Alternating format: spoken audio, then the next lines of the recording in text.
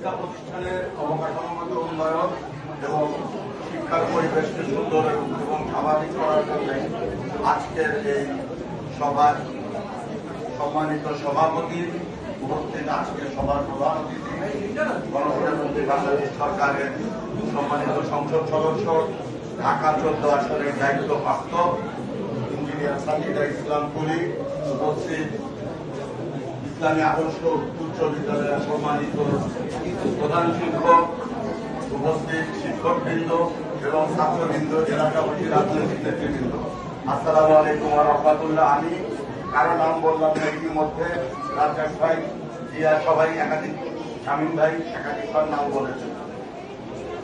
আমি শুধু একটি কথা বলতে চাই, বর্তমান প্রধানমন্ত্রী,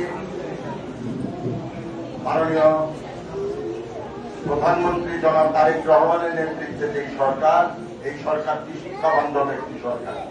শিক্ষা খাতকে সর্বোচ্চ বরাদ্দের জায়গায় রেখে শিক্ষা প্রতিষ্ঠান এবং শিক্ষা ব্যবস্থাকে সুন্দর, স্বাভাবিক এবং উন্নত করার জন্য যা যা করণীয়, সেই করণীয় পদক্ষেপগুলি ইতিমধ্যে 2026-27 বাজেটে অন্তর্ভুক্ত করা হয়েছে এবং সেগুলোকে বাস্তবায়ন করার লক্ষ্যে নতুনীকৃত সংসদে সেই বিষয়গুলোকে পাশ করা হয়েছে। যারই ধারাবাহিকতায় আমাদের ঢাকা 14 দায়িত্বপ্রাপ্ত এমপি ইঞ্জিনিয়ার সাজিদা ইসলাম পুলি ঢাকা 14 বিভিন্ন শিক্ষা প্রতিষ্ঠানের যে প্রয়োজনীয় ব্যবস্থাগুলো, সেইগুলোকে পূরণ করার জন্য দাঁড়ে দাঁড়ে হেঁটে চলেছে।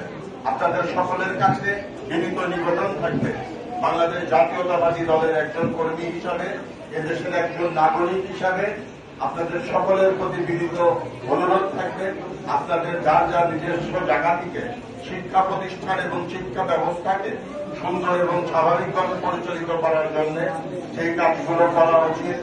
মনে এবং মননে আমরা যদি সেগুলো ধারণ করি, বাস্তবায়ন করি এবং সরকারের কাছে পৌঁছানোর মাধ্যম হিসাবে আমাদের সম্মানিত এমপি মহোদয় বরাবর যদি আমরা সেগুলো পৌঁছে দিতে পারি, ইনশাআল্লাহ ইঞ্জিনিয়ার সাজিদা ইসলাম পুলির মাধ্যমে আমরা ঢাকা 14 শিক্ষা ব্যবস্থাকে অত্যন্ত উন্নত পর্যায়ে নিয়ে যাব, যার মাধ্যমে আমাদের ভবিষ্যৎ প্রজন্ম, আমাদের সন্তান, আমাদের পরিবার সবাই একটি উন্নত শিক্ষার খরচের মাধ্যমে পরবর্তী জীবন অতিবাহিত করতে হবে।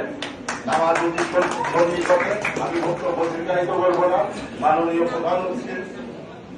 প্রধান অতিথির কাছে বিনীত অনুরোধ থাকবে, এখান থেকে যতটুকু বুঝেছি এখানে একটি মিলনায়তন, একটি বড় মিলনায়তন দরকার, সেই বিষয়ে যাতে পরিপূর্ণ ব্যবস্থা গ্রহণ করা হয়। সকলের প্রতি অনুমতি থাকলো, সকলের প্রতি অশেষ কৃতজ্ঞতা থাকলো আজকে আমাদের এই কথা বলার সুযোগ করে দেওয়ার জন্য। আসসালামু আলাইকুম।